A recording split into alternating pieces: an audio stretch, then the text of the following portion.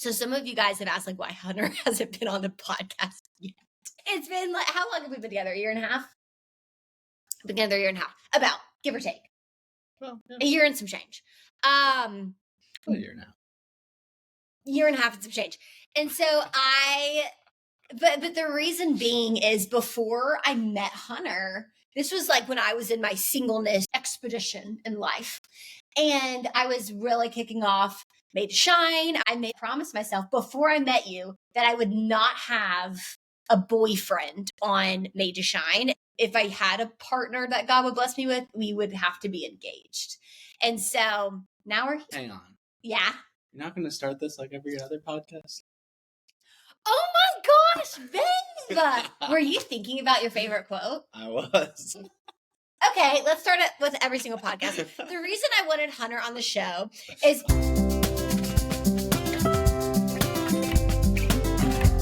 Hey everybody, and welcome back to another episode of the Made to Shine show. This is a special one. Welcome to another side of my apartment. You guys typically see my desk side of things, so we're mixing things up a little bit. This is actually, I was telling Hunter before this, I asked him if he was nervous to be on, and he said no. And I was like, well, okay. I was very nervous because this was the first time, and we were talking about this is the first time that we've done we've done a podcast together on my show. But two, I really want to start having more conversations with people in my life, like my friends, my sisters. And honestly, I'm the kind of person, probably doesn't come as a shock for a lot of y'all, but I'm the kind of person that I'm very good at being consistent if I just kind of know how to do things. Like, if I know how to record a podcast episode, I'll do it every week because I know how to do it. But when it comes to mixing things up, I think that's just my routine nature. I start freaking out. And I'm like, well, I don't really know how to do that.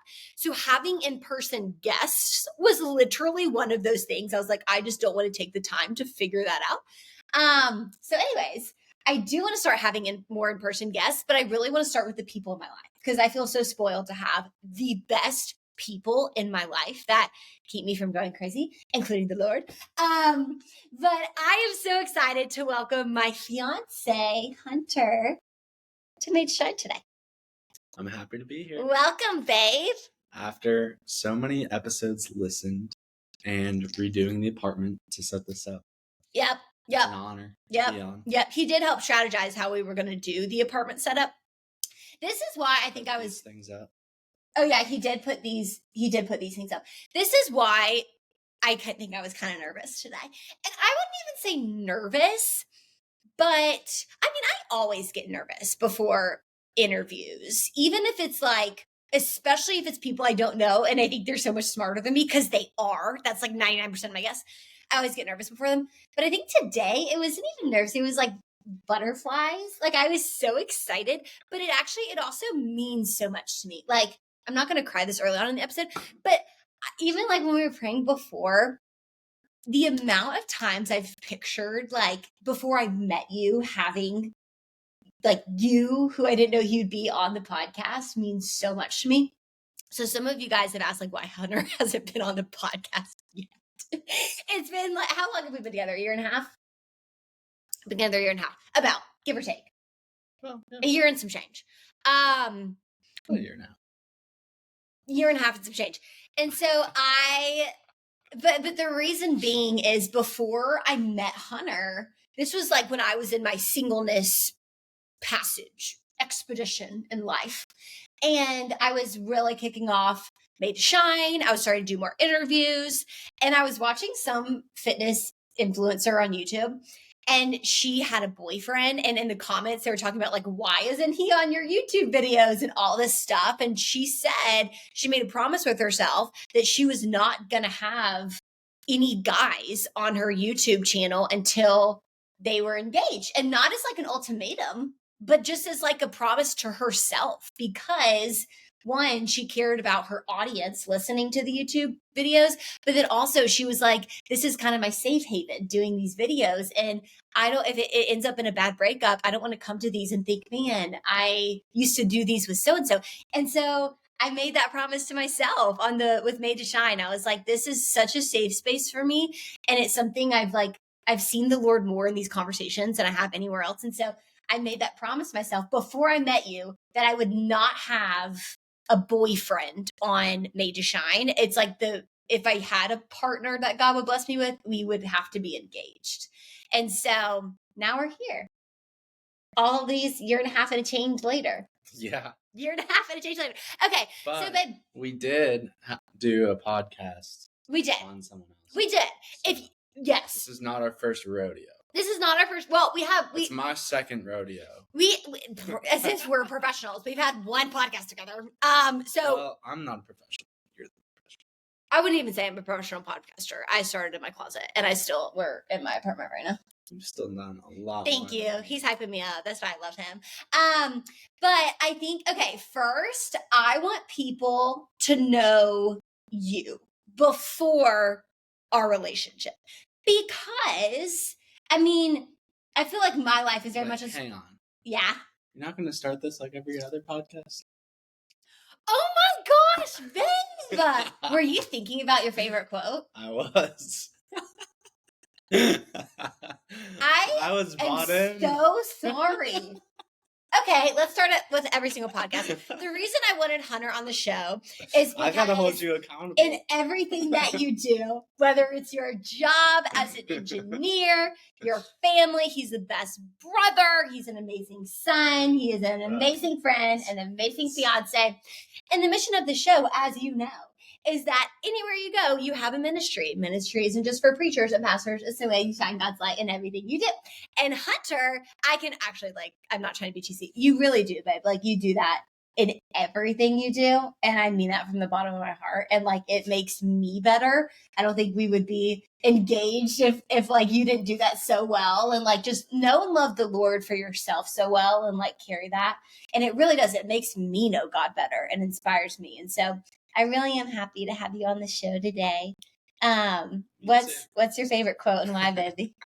My favorite quote is Mark 8:36, and it was actually the scripture. I know it was the verse I got baptized to, which is what good is it? We were actually talking about it for what good is it for yesterday? a man to gain the world but lose his soul? Yep. Exactly. Oh, can we talk about what we talked about yesterday?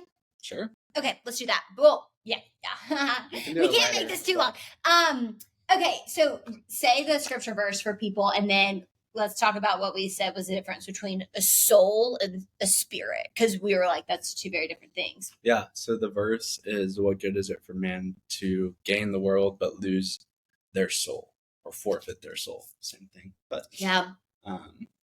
Yeah. What does that verse mean to you? To me, it means a lot of times, especially in today's day and age, we try to, I'm not sure if I'm supposed to look at this or you, but you can tell this is our second rodeo. Yeah. Look at both, baby. But what it means to me is a lot of times we try to gain, if I just get this job, if I just get this paycheck, if I just can get in this with this friend group, then I'll be happy, or I'll have this happiness. But a lot of times, gaining those earthly things, you forfeit something else. Yeah. Too. Yeah. You forfeit a part of yourself. It's true. And so that resonates with me so much, is because a lot of times I know you and I are such achievers too. We try to put metrics around things that we can achieve and things that we can, shoot to as goals. But a lot of times, your soul, you can't put metrics around, and you can't quantify it. And as a numbers guy too, it's I want to kind of quantify everything, but there's a beauty and an awe to having faith, and you can't quantify that. That's so good. That's so true. And I think so. And then we got into kind of the discussion of like, what's the difference between a soul and a spirit? And we actually looked this up. I'd be impressed if you said you knew that right now, but if you are Googling it, we can tell you. So we Googled it, but essentially, biblically speaking, the difference between like a soul and a spirit, because you can get into all like the new age stuff too. The soul encompasses your emotions and like your conscience and your will, whereas a spirit is the part of you that comes from the Lord. Like it's the part that reflects God. So like when you accept Jesus as your Lord and Savior, you receive his spirit.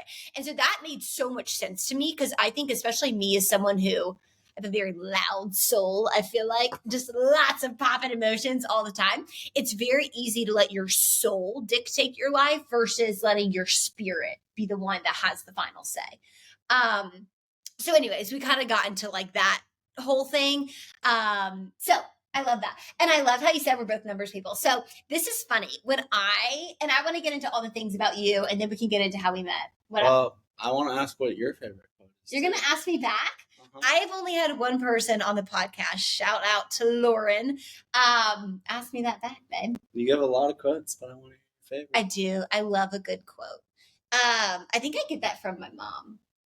She gave me growing up, like every single birthday was like a quote plaque.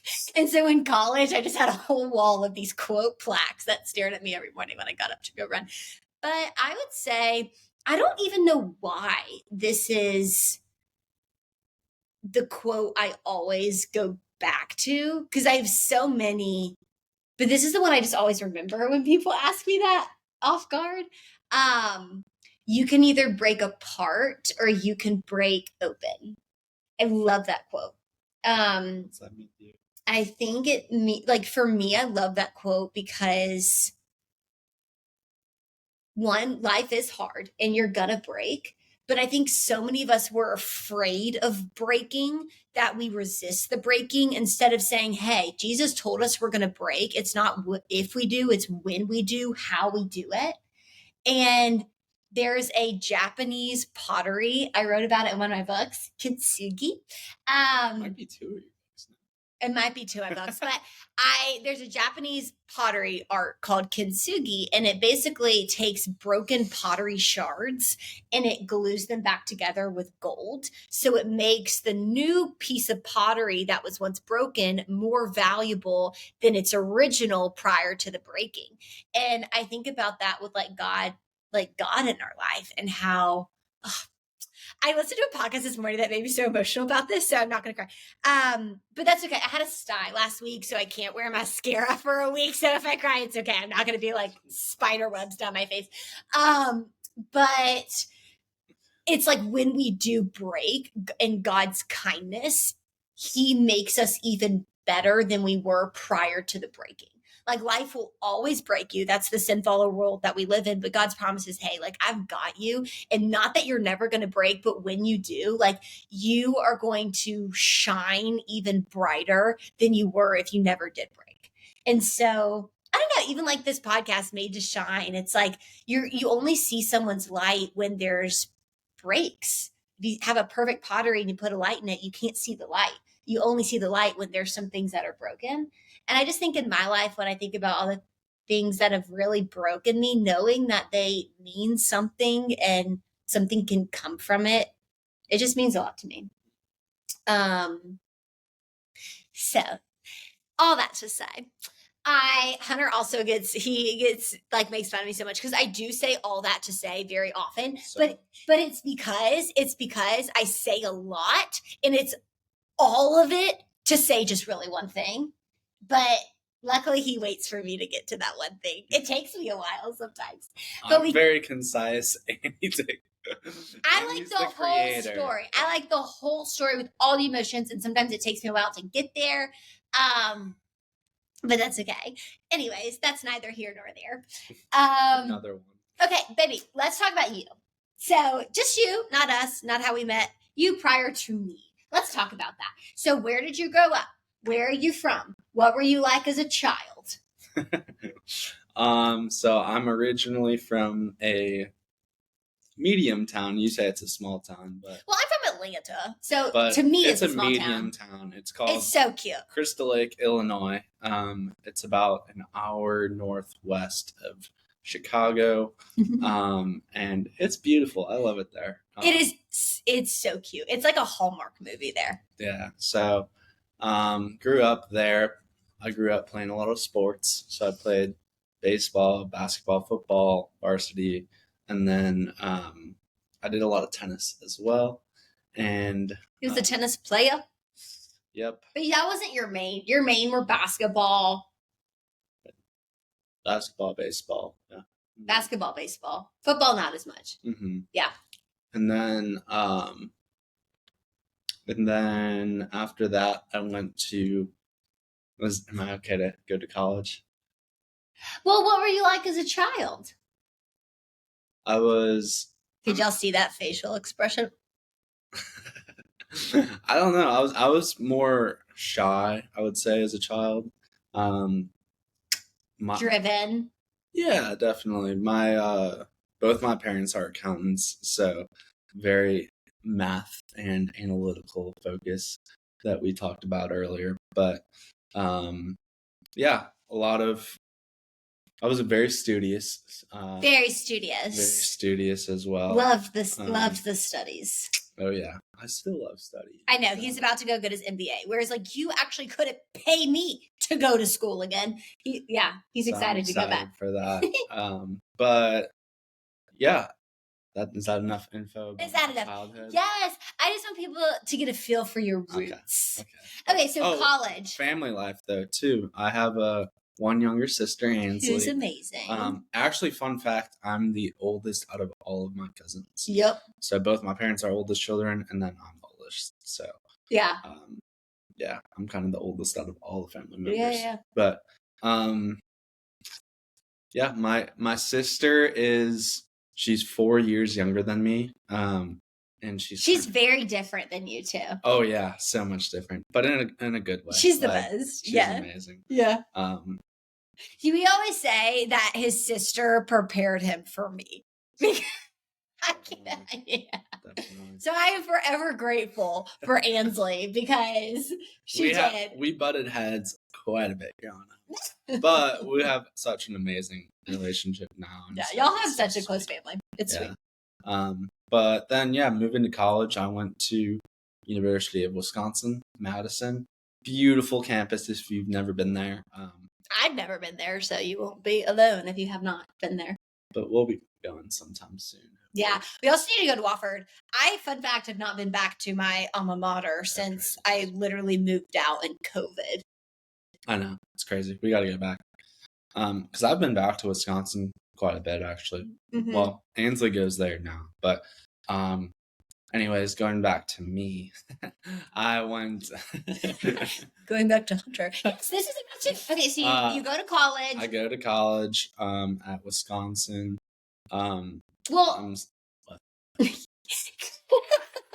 Could we also kind of tap into like trying to get at where were you with your faith? Like when you were younger, sure. What did that relationship with Jesus look like? And then how did that really progress into college? Sure. Yeah. Both my parents, I grew up in a Christian household, and both my parents, we always like prayed before dinner, and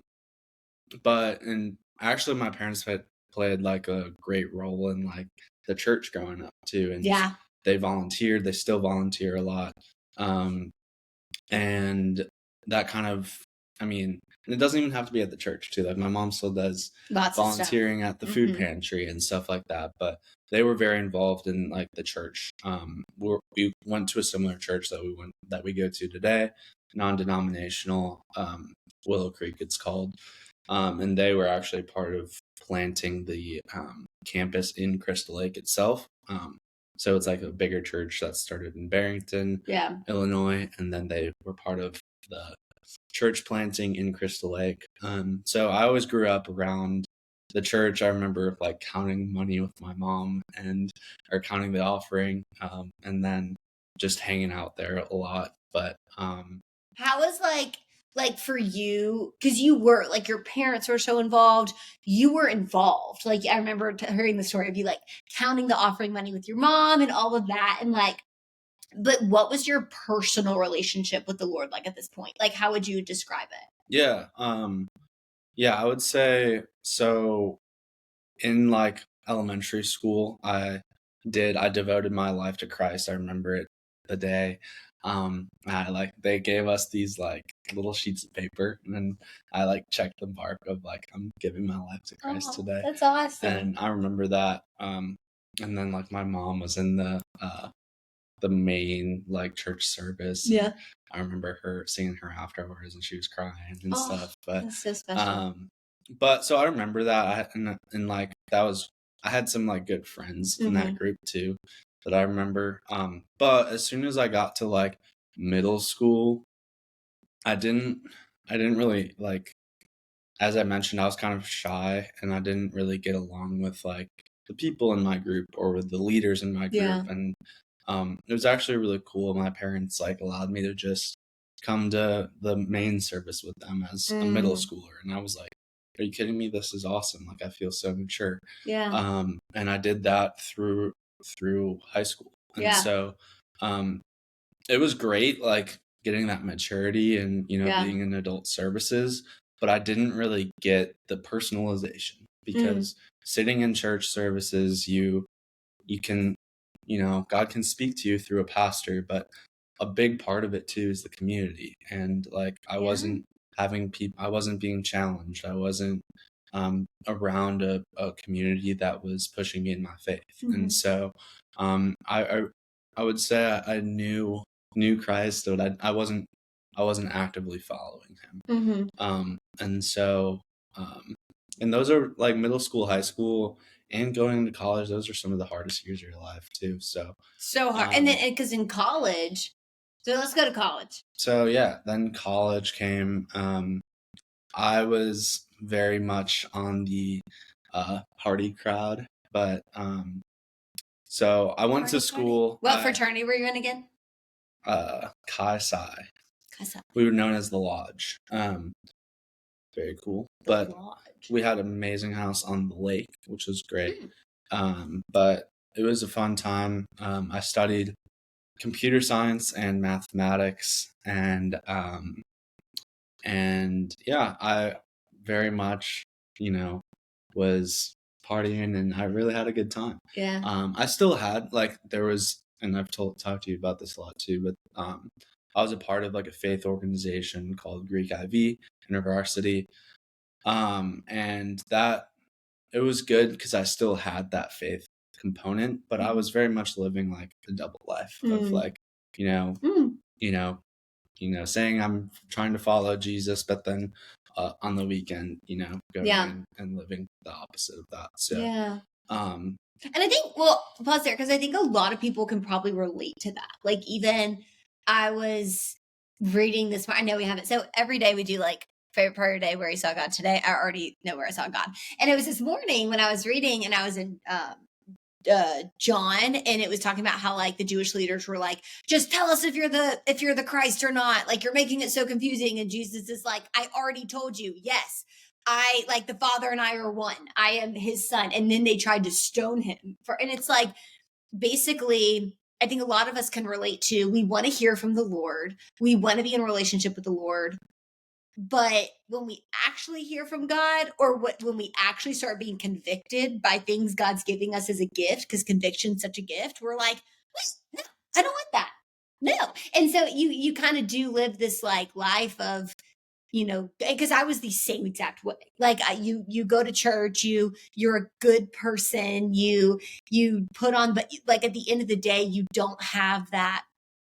You're not listening to your personal convictions. You're not like the fruit of your life. And I don't mean people thinking you're a good person and your track record I mean, literally just like how you carry yourself in suffering, how you speak about people when they're not in the room. Like the fruit of your life there doesn't match up with like what you're saying you want to do or are doing, So anyways, just wanted to call that out because I think a lot of people can relate to that, especially in college where so much of the communion around making friends is drinking and partying, and it can be really hard.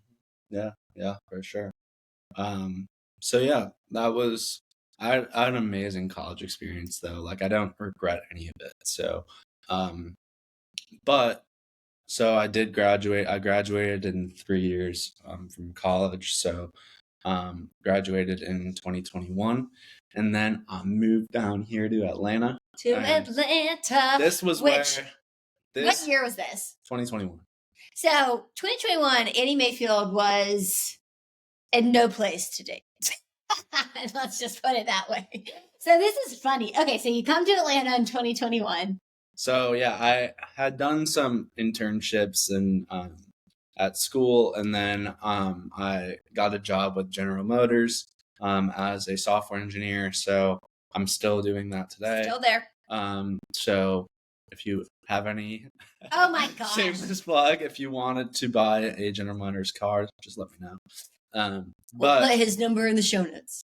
yes, His work email in the show yeah, notes. yeah. But you're not in sales. No, but I can get you a discount. Oh my I'm gonna have so gosh. many of them. We always joke because I'm in software sales and he's a software engineer. So like I sell the things that he makes. Mm-hmm. You would be a really good sales engineer. I know, but I don't want to get caught up in that. Okay, But continue. anyways, I moved on here, and this was actually a huge godsend and like part of where my faith really grew. But so I moved on here. I met a random roommate on Facebook, so I joined this like Facebook group to find a roommate to this new city because I moved here. I didn't know a single person. Which kudos. That would be terrifying for me. Kudos, baby, kudos. I like that would be so scary for me. I live a mile from my parents. Give or take. Yes. But it was a good thing for me. I wanted to kind of like start my own thing. Which I love my parents. I'm not trying to like get away from them, but it was good for me to kind of like start my own thing. And so I found a new roommate, was about to start this new job, and I was like, look at this. I'm like really making a life for myself here. This is awesome. Mm-hmm. And so I met this roommate on Facebook, and he ended up living he ended up living like in the same kind of what do I call it? County as me. Growing so up he was also from like a very close by county in Chicago, neighboring city to Crystal Lake. I didn't know of him. He's a little bit older than me, but it was just so cool that like God put him in my life. He went to Iowa, and then Can I say what I think you're about to say, but I'm going to say it. Sure. Okay. So this is wild because this guy, Hunter, his now fiance, they were dating at the time. Mm-hmm. Yeah, they've been dating forever. So Danielle and Rob have been dating for forever, and Hunter's actually officiating their wedding literally in like less than a month from now. It's in late April. But Danielle and me had played tennis together all growing up. So like I played tennis at Wofford. She ended up playing tennis at Iowa. Mm-hmm. Yeah, and that's how her and Rob met. And then it was just wild because then Danielle and I actually ended up being co-workers at our last software company, which was like before Hunter and I even met. So yeah, that was wild. But no, it was so sweet because like Danielle grew up here in Atlanta, obviously too, and Rob and I were still kind of like the Chicago guys, new to the city. Yeah. So they definitely like brought it, like she showed us around and made us feel comfortable. Good people. And so, yeah, that was just so sweet, and they have the best hearts. So yeah. But yeah, that was just like an amazing, start to my Atlanta experience. Mm-hmm. But kind of going into more of the faith aspect, as soon as I got here, I had Rob and Danielle, which were great, but I wanted to start making some friends of my own too. And so I was like, some good people and good community, I can find that at church. And so was that like your first thought for finding community? Yeah, it was. I think that's interesting because I was talking to a friend that moved to Greenville. This was a while ago, but we were just talking about like, how do people meet people if they don't go to church? But then I also think there's a lot of church people that go to church and they're like, how do you meet people at church? Because you go to these massive mega churches and you're like, you can leave still being a stranger in a place that was designed for you to be fully known. Like, it's an interesting concept. So how did you go about finding a church for you? Well, I just did a few online, or I looked online. So I looked online, found a few places I thought would be interesting to try out. And so, first one I did was Buckhead Church. It was literally, It was the first one. oh yeah, I was gonna try Buckhead and then Passion, and then, but I went to Buckhead. It was like 5 minutes down the street from me. Um, Went there, and the pastor at the time, it was Joel, but he mentioned one of the pastors from my church growing up at Willow. So I was like, this is craziness. Like, I think this is the place where I need to be. And so immediately after that first week, I signed up to, and that's to your point of like, how do you make that community in such a big church? You need to get involved. Volunteer. Yes. And so if we would not have met if we weren't volunteering at church, literally. Right. Yeah. Individually. So I signed up as just like a guest services. Yeah. Literally, I opened up the doors for people, but like I met so many people through that. And so that's really where, I started making that community, and it felt like a home. I felt like I was known. I was knowing people, building relationships, joining a small group, etc. And then that's where I met Hamilton too. And so our officiant, shout out Hamilton. Yes. Hamilton's been such a, Hamilton, important. Well, caveat, because so he was on the podcast. So if you guys go back, I don't even know, this would be a while ago. It was like last year around this time, honestly. But he was on the podcast. He started Buckhead Young Adults, which is basically where we met at church. So Hunter met him before Hamilton. He was like just starting Buckhead Young Adults, right? Yeah. He was just starting. So he was finishing up his residency program at the church, and then. And what year was this? 2022? 21. Still 2021? Maybe early 22. I can't really remember. But yeah, it was sweet. Like he. Sorry, I had Taylor Swift 22 stuck in my head when we started talking about this. Yeah. But anyways, so Hamilton was like, "Hey, you're a young adult. Like, I'm about to start this ministry environment at the church. I'd love to like grab coffee with you." He shared his story. I love that. Hey, you're a young adult. Yes, I am. So, but it was sweet. Like, he shared his story with me, and I really resonated with him, and we stayed in contact. He's amazing. Highly encourage you to go back and listen to his episode if you haven't. He's truly phenomenal. Full of wisdom too. Dropping truth bombs every second. Yeah, he's super intelligent. So, and just a great friend. Yeah, he's a great guy. So, yes, met Hamilton, and then he started Buckhead Young Adults. He asked me to kind of like help out, be a leader of like helping out at some of the main events for what we were doing at Buckhead Young Adults. We did like we went to like basketball games. We went to we did like hangout sessions at the park. We did what else did we do? Went to the top of like Ponce City Market. Yeah. Well, okay, this is funny because this is such, and like God's timing is always so perfect because, and we're going to get into our full story, but like it's funny because around this time, so like I've been going to Buckhead Church since I was a little girl. We started going when I was in high school because our other church didn't have evening services, and with sport tournaments, like we couldn't, on Sunday mornings we had sports, and so we needed an evening service for church. So I started going to Buckhead Church, came back from college, I started volunteering, and then anyways, a lot of these events, like I remember when the first time I met Hamilton was I was coming out of my room with my 6th grade, who were at that point 8th grade girls, and he was like, kind of same thing, like, "Hey, you're a young adult. Do I know you?" And he was so sweet, but he wanted me to come to the Ponce event with young adults, and I was like, "Oh my gosh, I absolutely I would love to do that."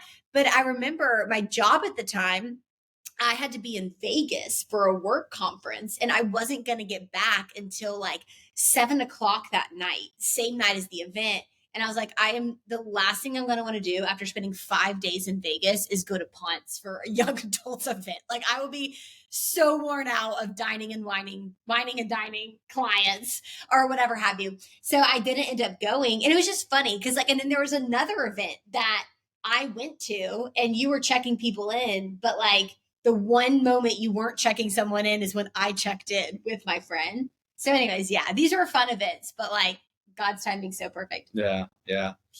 But I'd like seen you, I guess. So Okay, are we gonna get into it? yeah. Okay, so let's start with because you saw me on Instagram.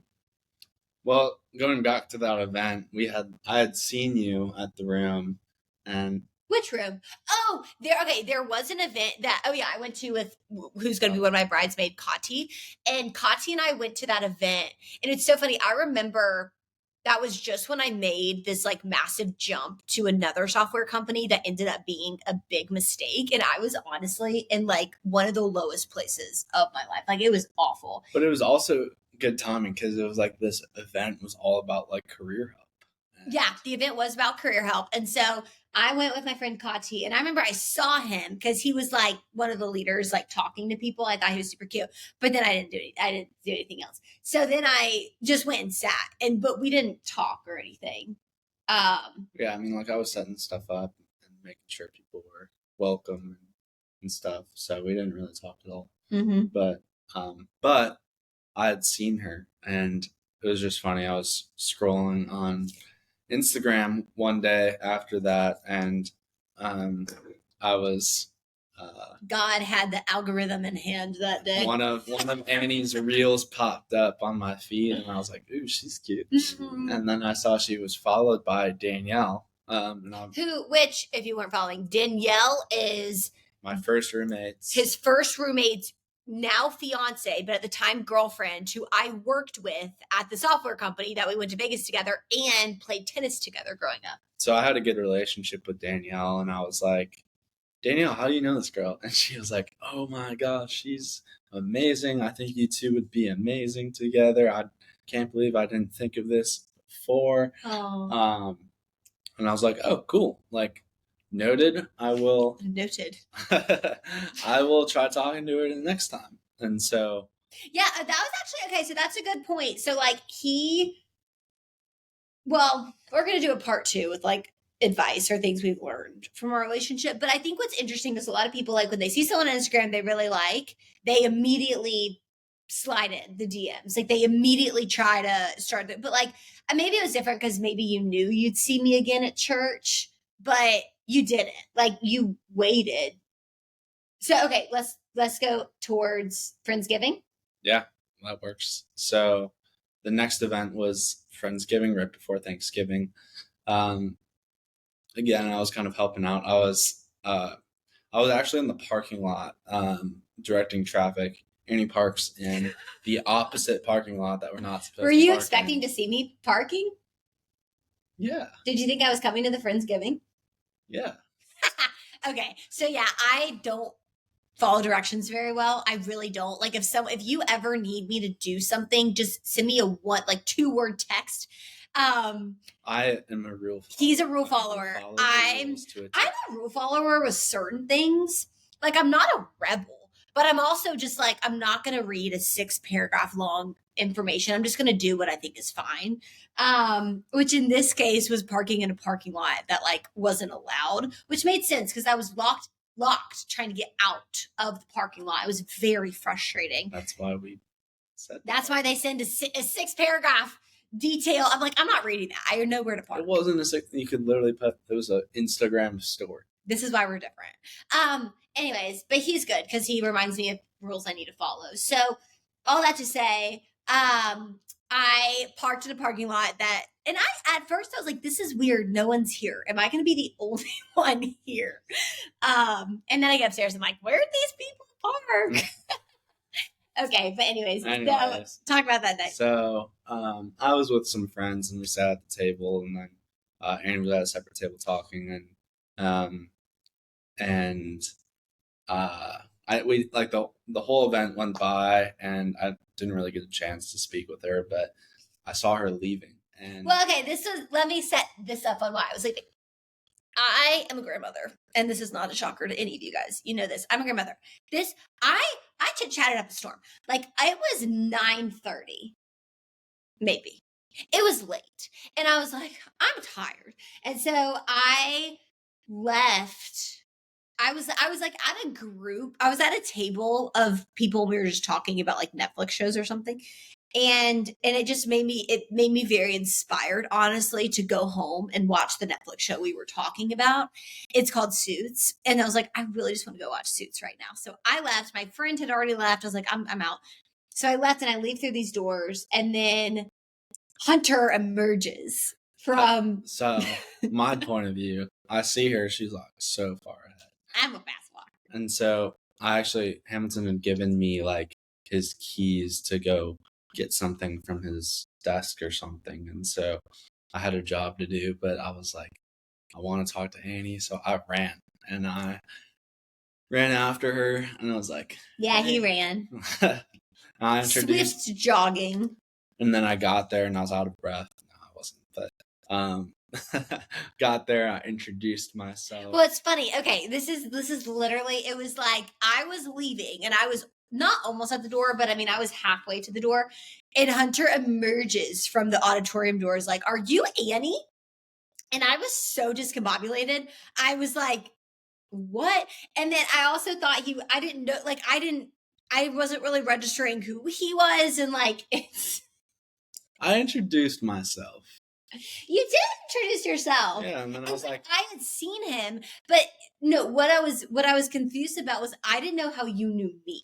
So like that's what then I told you about Danielle. I was like, you know Danielle? Exactly. But anyways, it was just funny. It was a weird night because I'll share this a little bit, but like it was weird. I had like a friend text me the night before and be like, hey, I think you'd really be great with this guy, but it wasn't Hunter.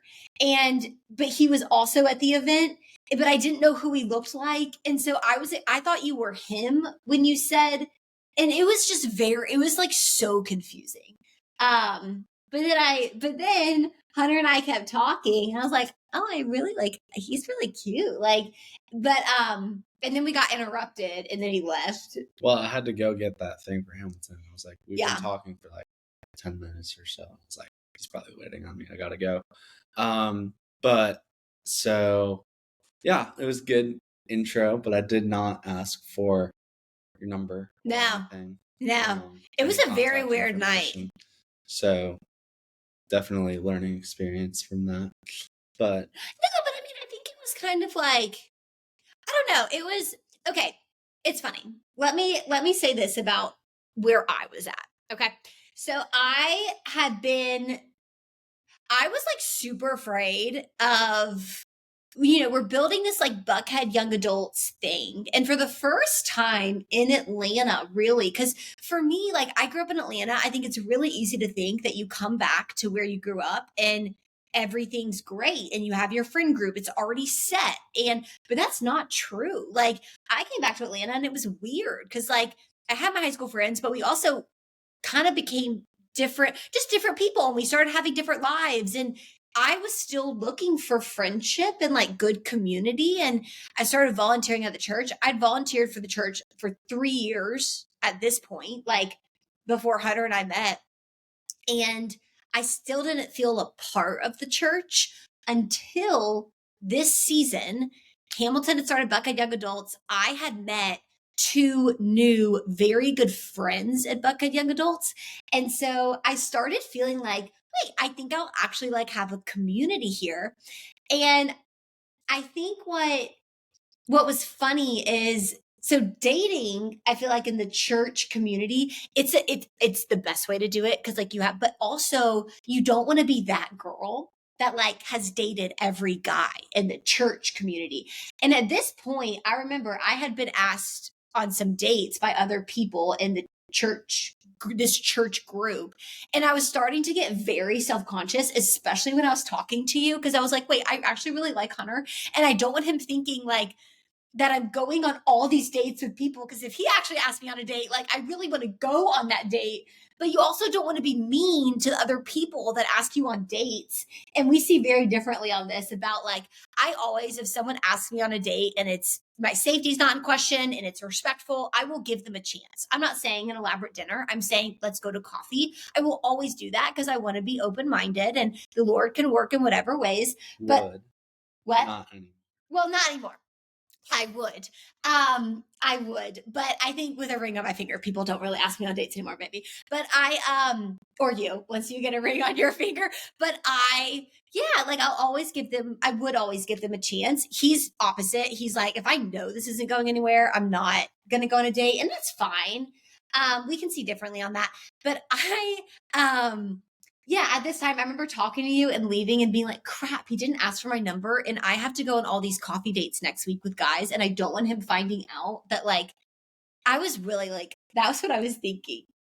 It was just a weird season. And I think that's really real of like, I don't know. I don't know how you navigate that, but that's like a real thing. Navigate what? Navigate not wanting to hurt people's feelings and be the girl that has way too high of standards and is too picky, but also navigate being like, not being the girl that's like, I mean, she just goes on dates with everybody, like that must be hard. Yeah. It's a tough line to follow, but like, I think, I don't know, I'm not a girl, but like for guys too, I think, you should be excited about like the dates that you're going on. And like, yes. And like, if it's not bringing you life, then I don't like, and that's just my thoughts too. But like, no, be that's excited true about it. And like, if you're not, then sure, you can always say like maybe you will be surprised, but it's hard, and I get that. Like, it's hard to like dating in this day and age is super difficult. It's and hard. Putting yourself out there is tough. And will there be some anxiety or like some pressure? Yeah, absolutely. But so like relationships are hard and you got to fight for them. And they're so hard. Well, and I think being excited, it's biblical. Like Song of Solomon, that was, we do it, we get in scripture every week, and we need to do it this week. But we did Song of Solomon for one of the books that we went through together, and it was just so evident. Like every single chapter of Song of Solomon, it's them being apart and excited about coming back together. Like there is literally this, I cannot wait to see you excitement. So yeah, okay, that's a whole nother can of worms. But that's kind of where I was at. That's where he was at. So we talk, it's very quick, and then he has to go. I have to figure out where the heck I parked. And and so then you did not ask for my number. Like that was the end of it. It was like, oh, okay. So fast forward. So it was like a week later. There was another event like at church that weekend. Or no. I'm skipping too far ahead. So that was like Friendsgiving, and then I went home back to Illinois for Thanksgiving, and so then around that time I actually remember this. I was going on a run, and Annie followed me on Instagram, and so I gave her a little follow back. But, yeah, that was my soft launch, but not my soft launch. My soft tap. She planted the seed. Yeah, and it actually did. It did give me. I was like, ooh, she's interested or something. But anyways, so I got back to Atlanta and went to church the next weekend, and there was a coffee hour, and at that time, oh yeah. Yeah, and so this was like coffee in between services. So there's a 9 a.m. service and 11 a.m. service, and in between those services, we would do coffee for young adults and just like kind of hang out. And at the time, I would go to the 9 a.m. service because I lead high schoolers, and we meet at 5 p.m. at night. So I kind of wanted to maximize the time in between that. So what I do with middle schoolers, y'all have heard me talk about this before, he does with high schoolers, which is a longer commitment. It's 4 years because it's just 1 year, but 1 year extra. But it's from freshman through senior year. So it's an amazing, it's cool. It's super cool. And the guys are just amazing. So definitely recommend, going back to our point earlier, like just get involved with the church and like in service. You might meet your spouse. Well, yeah. but don't do it for those reasons. Don't do it for that, but it's a great, like, it's so life-giving. It really is. And those, like, I'll say it every day, but like, we're supposed to be the leaders, but honestly, like, those guys teach me more about my faith than I could teach them. And so, it's just super cool. But, anyways, I went to the 9 a.m. service, went to coffee hour, and saw Annie. And, honestly, really didn't get to talk to you again. And nope, I was chatting up with my new friends. yeah, that's why I was like, friends. It's girlfriend season. I need good single girls in my life. And that was my mission. And Bucket Young Adults gave me that. I got Ainsley and Ashley, who were like two blessings of single friendships that I needed at the time. Yeah. And so after that, I just said like a quick hello. How are you doing? And she asked if I was going to the service because she goes to the 11. And I was like, actually, I remember what we also talked about. I had just gotten, my grandmama gave me, we were just at Thanksgiving, and my grandmama gave me her new sweatsuit set, like joggers and like a shirt that would match. And she's like, Annie, this doesn't fit me. Like, it'll fit you. And I was like, Grandmama, are you sure? Like, it was a really, like, it's like the, what's the Kim Kardashian, the Skims, like, it's like super soft material. I was like, are you sure? Like, this is really nice. I was like, I'll take it. And I wore it to church that day. And for some reason, someone complimented my pants, and Hunter and I were talking, and I was like, thanks, it's my grandma's.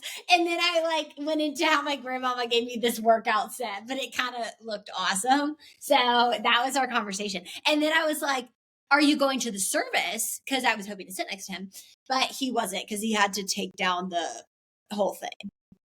Yeah. And then I went back home, but I think it was it later that day? I think it was that day that you DM'd me? Yeah. Yeah. So I was on the way to the urgent care.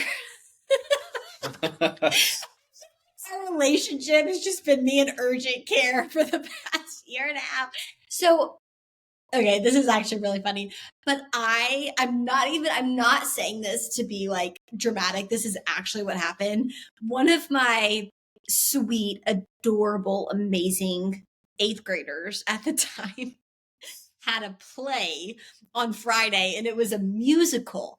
And there was one, not her, she's a rock star, but there was one person in the cast that had a super high pitched part of the play, Annie. And it actually almost busted like my eardrum.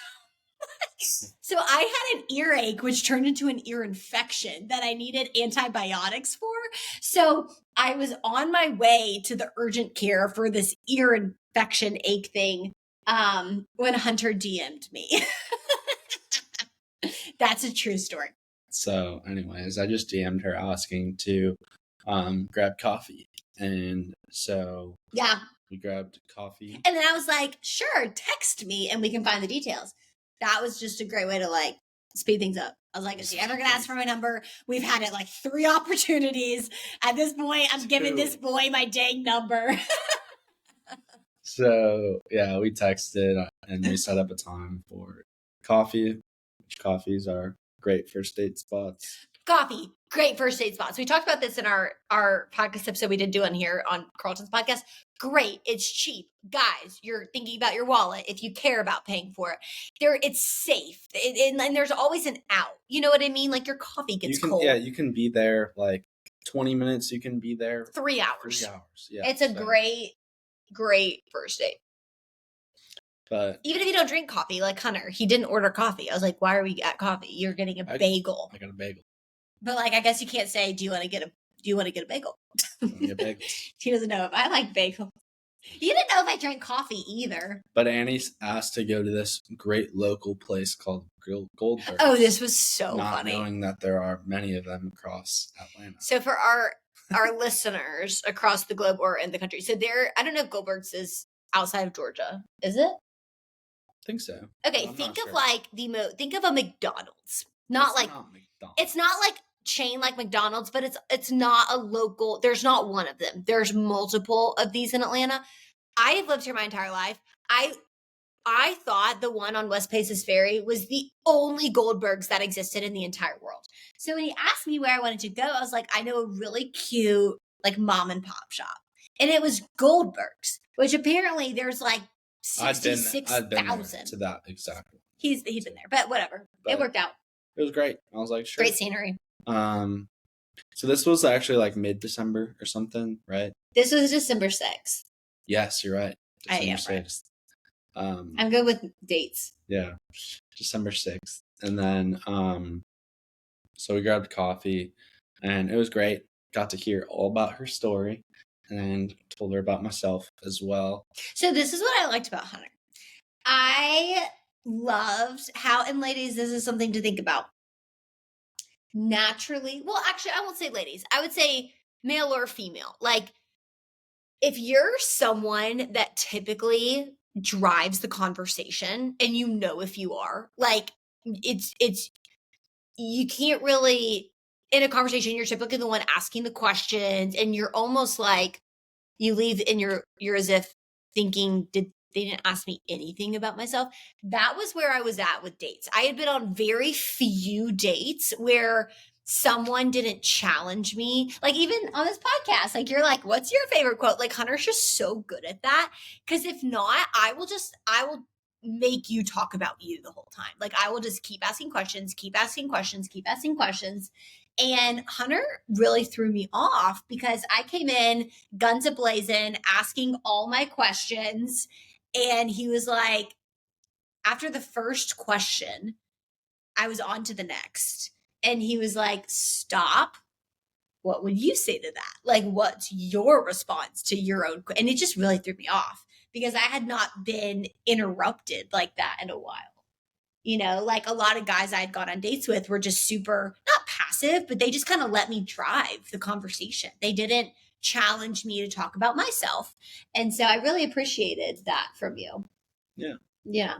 And I saw what a heart you had, and I fell in love with that. And my passion. That's what he said. Yeah. My energy. Passion, energy. Well, so let's get to that. Of them. Communication, discipline, leadership, love. Yeah, I have a poster on my wall that Hunter called me out for having for a very long time, but I like it, and it's my life's purpose. And one of the fourth purpose of mine is nurture the gift he gave me, which is communication, discipline, leadership, energy, and love. That's what I would say are my gifts. Yeah. You have a lot of those gifts too. Okay, so let's move on. So I walked you to your car. He walked me to my car and give you a hug. He did give me a hug. It was like a little side hug. It wasn't like a bear hug. And I did not establish next steps. Did not establish. But I was like, this is great. I had a great time. Would love to. Or did I say? No, he never said would love to do it again. That's why I was like, okay.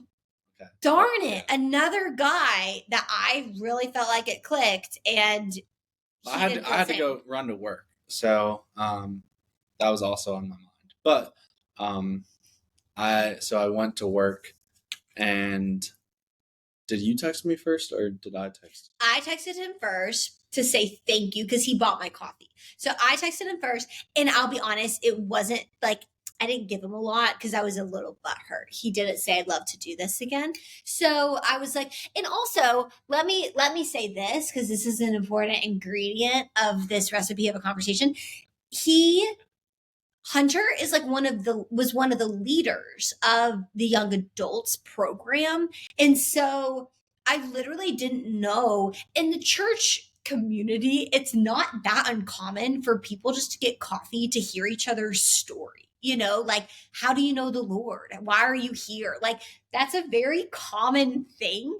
I wouldn't say, like, if you're married, like, Hunter's not going to ask a female that, and I'm not going to ask a male that, or accept a male invitation, or accept a female invitation for that. But, like, it's not that uncommon. So I had no idea if he was, like, part of his mission with Hamilton was, like, we need to meet with the young adults for retention and get an idea of like what their story is and are they going to be here? I didn't know. So when he didn't ask to do it again, I thought it was very much like, oh, he literally just wanted to hear my story. Like it wasn't romantic at all. Yeah, until I texted you back and I said, I have this screenshotted somewhere. It was a super sweet text. It was sweet, but it was not saying you wanted to do it again. It was super sweet though. And but also I was going on a retreat. It was like a Friday, right? No, we got coffee on a Wednesday, babe. Wednesday. Yep. But anyways, I was going on a retreat that weekend without my phone. And so yeah. Oh yeah, did not text me. Like, so we had that Wednesday morning at like 7:30 in the morning. I didn't hear from him again. So I remember being at coffee with my friends, again, church people getting coffee with my friends on Saturday morning. And they were like, how, and I'm like, oh, don't even like, Hunter's great. I think it'll be like, if he wants to be friends, it'll be a great in for us with a lot of the guys' friends. Just, I was like, he's not interested. So you might as well be a good friend. Yeah. So anyways, but I got back from that trip Sunday morning though, and I was like, it was great without my phone, got some clarity, and I was like, I really want to see Annie. And so I went to church. Like I left early from the retreat, early morning, and I went to the 11 o'clock service, came in late, and I was like, maybe I'll get to talk to her afterwards. And before the service ended, Annie walks out, and I was sitting at the end of the row. And he was judging me. I waved. I was like, hey, and she said hi, but I was like, why is she leaving so early? Like, and so he was judging me. He was like, oh, she's not really committed to Jesus because she's leaving early. Come to find out, she's releasing her Single Not Complete book. So then I published a book on singleness. Great. A book on singleness. Can't wait. And so yeah, it was so funny. I literally published Single Not Incomplete the day that Hunter like officially asked me out. Is the day that Single Not Incomplete came out. Like, to me, that's such a God ordained. I don't know. It's like that book for me was so, I didn't want to write it. I was embarrassed to write it because exactly this reaction. I didn't want people to be like, oh, she's that single girl that is totally okay with always being single. Like, I didn't want people to say that. What would you say then? I would just say, oh, like, she's on like the single, and she's. Well, exactly. Like, I'm on this single kick, but I wanted a relationship. But being okay with being single is actually a good thing, like being comfortable with yourself. Yeah. Oh, of course. So that, I wouldn't say like it's that type of person, but no. I think what is like it's like that girl, like she doesn't want a relationship at all. Like she is so content in her singleness. She's like, I don't need no man. Like, that's not me at all. So that was my fear publishing that book, that people were gonna be like, oh, she's like that I don't need no man kind of girl. Like, I was like, no, I want a man. I want a man, be no mistaken. But so I texted her congrats on releasing the book, and then I set up the first date of after coffee well, specifically because I think the people, this is how when I would listen to podcasts on this, I'd be like, how did that conversation go though? So like, you texted her congrats. Did you ask her a question to continue the conversation? No. I asked him the question. Yep, taking all the credit for it, huh? I'm not taking the credit. I'm just being specific on what happened. Because ladies, I think this is the kind of stuff I would want to know. Like, because as a girl, I would always be like, am I doing it wrong? Like, how forward do I need to be? But also in a way that makes sure that the guy keeps pursuing me. Like, I'm not the one pursuing and driving. Because I would not say I drove. Like, you led our relationship 1000%. But there were things I did that reassured him that, like, he's good to lead and he's good to keep going. Things like following him on Instagram first. Things like when he texted me congrats, he led that conversation. He started it, but I responded with a question to keep it going. And so that's the kind of stuff I think I used to struggle with as a single person, like especially more of a leader type female.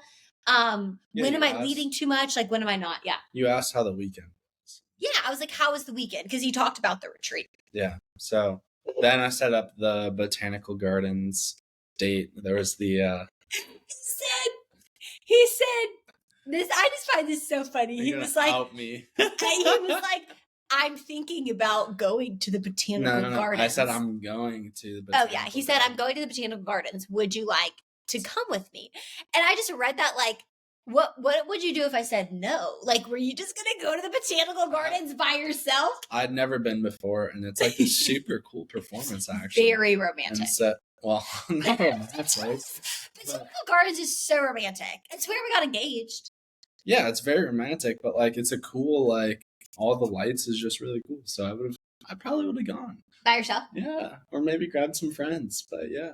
Yeah, it's a great friend place too. So, but yeah, wanted to ask Annie first. So, I just don't think you go to the botanical gardens by yourself. He's good at going places by himself, though. So I'm an independent person sometimes. Maybe, so. Yeah. But, so yeah, that was our first date. Picked her up, flowers. He did. That's when I was like, this is a date. I think this is a date. Because I didn't know if this was just even deeper recon into my story for Buckhead Young Adults Retention. Yeah, right. That's so ridiculous. But as a girl that, like, let's be honest, I have gotten my hopes up so many times for things like working out and they didn't. And like I had been told before, this just isn't clicking. And that really stayed with me, especially when it was moments where I thought there was a click and then there wasn't. And so like I was protecting myself. Like I didn't want to get my hopes up that it was a date and that and so I literally think I was just telling myself it's just for Buckhead Young Adults. It's just for all this stuff in community and culture to protect myself. And sometimes making it not less of a big deal, but lessening the big deal, it almost calms your nerves a little bit. So you can just be like, okay, then great, I can just be myself because it's not like he was wanting to date me anyways. Sure, I'll let you think that. But it ended up being great. He cramped. So we get there and I literally not even kidding this man. I drove and then we parked and we were getting out of the car and I had hit a massive leg day that day. And ran like a bazillion miles. So he started cramping. And so we had to, and I was so upset with myself. But this is funny.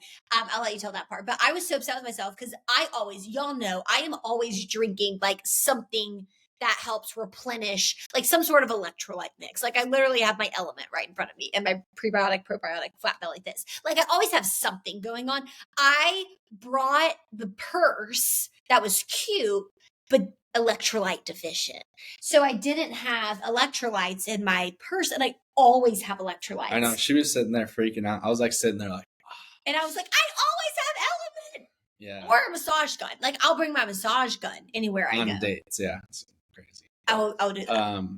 But yeah, I was like, do we have Element normally? Like that's awesome. Love that. So but yeah, we had an amazing time and we talked a lot and we danced. We did dance. Yeah, it was a great date. And then it was a fun date. Yeah. Why don't I just take you home after that? Yeah, he took me home. We didn't kiss. No, we didn't kiss. Not on the first date, no. No, did not kiss on the first date. No. I think I was scared to kiss him too. For sure. Like I hadn't done that in a while. How far are we going into this? Like when are we stopping for the next episode? We're gonna stop for the next episode. Let's make it to. I want this to be the dating episode, and then we'll do 3 parts, and then we'll do an engagement episode. Okay. Where we talk about our engagement and wedding planning. And then that'll be a long. And then we'll do part 3, which is where people's questions. Maybe we can do engagement and wedding at the. I thought that was already part 3. No. 3 volumes. Okay, so let's wrap up dating. So we'll do like 10 more minutes. We're not going to go past 1. We got to go get your soup. Yeah. I don't think I'm going to cut this out either. This is kind of fun. This is like real life combo. So like we need to get his suit today for his wedding. So we have an appointment at 1:30 and it's 12:47. So let's do another 7 minutes because that's the number of completion. Is that good with you? Well, I was just seeing how far you wanted to go and like into dating because we already went past the first episode. Okay, let's go to our first fight. Oh, we did break up once for a while. Not a while. We're talking about that? Yeah, I'm talking about that. It's important because it's important because it shows people the real, like, there's promise at the end of a breakup. Sometimes, not always. Like, you sometimes just need to break up with somebody, call it a day. But like, sometimes there's promise. And like, I think the Lord is faithful in those moments. So let's do this. Let's talk about, we went on our first date. It was great. We hit it off. We definitely want to see each other again. So we spent a lot of time together. Like, I would say, just to recap our first couple months of dating, we really did. I think we did two things very well. One, he went home for the holidays, which ended up being a blessing because for like 2 weeks. She didn't want to see me. Wait, what? It was a blessing that I went home because he didn't want to see me. Yeah, because I didn't want to see him. No, I wanted to see him so much. But what I loved about it was we ended up really learning. I feel like we set the foundation for our communication because we FaceTimed every day. And this was not every day. A lot of days. A lot of days. A lot of days. Not every single day. Though. Yeah, he FaceTimed me the first day he got home. But I think it was the first time I was like, I actually think I could talk to this person for hours. And we talked a lot. And it didn't feel, sometimes you're with people, you're like, I really don't know what else to talk about. I was just like, I think I could talk to this person for the rest of my life. Like but a lot of that was because your faith. I mean, our conversation, like, he taught me things about God, like, or showed me perspectives I never really thought about before. And it was such an independent interest of both of ours, our faith in the Lord, that like a lot of our conversation, it was just so cool. It led to a lot of those spaces and we were learning more about each other. And it was just really interesting. I think, so we came back and we started like consistently spending more time together. We had a couple of fights. Our first big fight was before Valentine's Day because I remember before Valentine's Day, basically it was something along the lines of like, I love gifts. I love, like, gifts are important, but I think it's important to manage expectations with gifts, especially when it's like your first Valentine's Day or if your birthday's soon and y'all just started dating, just being like, hey, like, how awkward would that be if I'm just gonna, like, let's say I got him like a $50,000 watch and he got me Oreos, like, that's so awkward. And so I just like having a conversation about gift expectations. So for Valentine's Day, I was like, just so you know, for Valentine's Day, please, like, we are not doing expensive gifts. Like, we kind of put a budget. It was like something around this. So it's equal and not awkward. And anyways, he said something that made me very upset because it was something along the lines of like, we haven't been dating that long. I wasn't going to get you something nice anyways. No, something along those lines. And that ticked me off not because of what he said, but because it made me fearful. My one concern with our relationship up until that point was he was younger than me. That sounds so shallow. And I don't mean like I'm not okay and confident being a cougar. I mean that I was nervous. Like, I was dating to marry and I knew that. Like, I was not interested in, the way I put it was, I was not interested in being anyone's next first love. I was interested in being their last love. Like, that's just where I was at in my life. Like, I'd done the whole first love stuff. Like, I wanted to be someone's last love. And Hunter, like, I didn't know what he was looking for because a 25-year-old guy, it's okay if he doesn't want to date to marry. That's totally normal. But that's just not where I was. And so when he said that, it just made me, I don't know, it hit on that wound that I already had in me. It was nothing he said. It was this thing that was already in me and that just hit it directly. So we ended up having a long growth conversation at Superica that weekend about intentions. Like, and I was like, ladies, it's okay to be straight up. Like, and I think this is where my singleness, being content with it, did play a factor because like I was so confident in my singleness and I knew that if I was going to marry, it was going to be someone that was also wanting to get married. Like, not right away, but date to see if we're headed in that direction. So I just said straight up, like, this is my intention. I'm dating to marry. I'm not saying I want to get married tomorrow. I'm not saying you're the person I'm going to marry, but I am saying that my intent in this relationship is spending time with you, is figuring out, do we have the potential for that? I'm not interested in dating to date. Dating is not a cul-de-sac you sit in. It is a process you go through. And we just had that conversation and it was hard. Like I went into that not knowing if we were going to break up, because if he said, whoa, that like, I'm just not there. He's a great guy, but timing's off. And so anyways, we had that conversation and you not, I don't want to say got on board, but I think it did challenge you to think about what we were doing from an early standpoint. No, I think it was good to just like establish intentions and Yeah. Because there are a lot of things that you want to, like, while you're dating, you do want to make sure that you're on the same page about, and you know, like money and kids and some of those long-term things play a big role in that. And so but yeah, especially in the early stages too, like what's important to you, and how you're viewing dating as a whole is something that's important to kind of clarify. That's true. Because if you have different expectations, then you're gonna be kind of in this unknown where you don't really know what to do.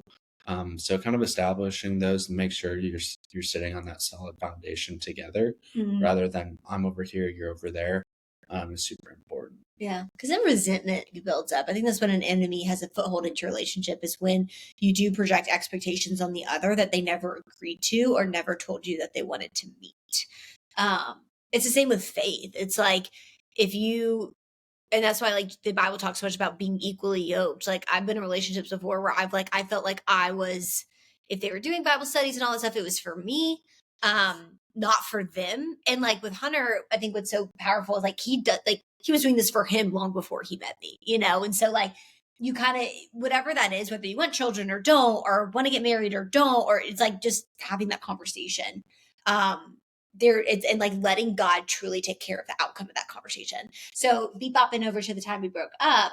I remember what it was. We got to wrap this up soon too. Okay, we might have to. Really want to get into that? We can. Okay, we'll leave that to be a cliffhanger. We did break up. We broke up for like a day. Not even. Less than a day. Okay, baby, let's round this out with the way I ask every guest. This will be volume 1 of 3 parts, sprinkling in with some other guests I have coming up. So I don't know when you're going to get part 2.